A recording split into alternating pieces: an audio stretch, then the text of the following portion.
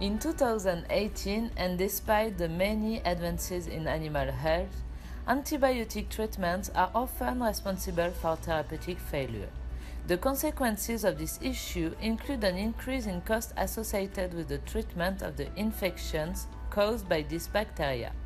One of the best examples is the bovine mastitis, which pathogen can persist even after a treatment with antibiotics. This phenomenon affects milk production and causes economic losses estimated at approximately $665 million per year in Canada. Therefore, it is important to prevent the transmission of infection within the dairy herd, but also to increase the responsible use of antibiotics available to treat mastitis, and for example, using some alternatives. I'm studying a new strategy that could help, by the way. Let me explain. Most of the antibiotics used on the dairy farm are related to the bovine mastitis, which is caused by several types of bacteria, as for example Staphylococci. Its persistence in the mammary gland is a big issue, including the onset of chronic cases.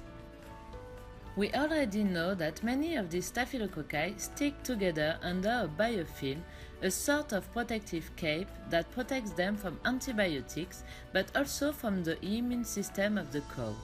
Let's call them the nasty staph with grey cape. We bet on a fact already demonstrated: there are other bacteria that could help us to fight this staph with grey cape. According to our results, these valuable allies, we will call them CNS for coagulase negative staphylococci, have the ability to deprive bacteria of their protective cape, making them more vulnerable to the external environment and especially to antibiotics. Our study aims to elucidate the mode of action that puts off this nasty staph with grey cape. If we succeed to identify the mechanism behind this phenomenon, we could use it to increase the sensitivity of these bacteria to antibiotics. To date, we are on the trail of intriguing molecules which inhibit the formation of this protective cape, which give us the hope to succeed in the future to keep them in check, and that maybe even without the use of antibiotics.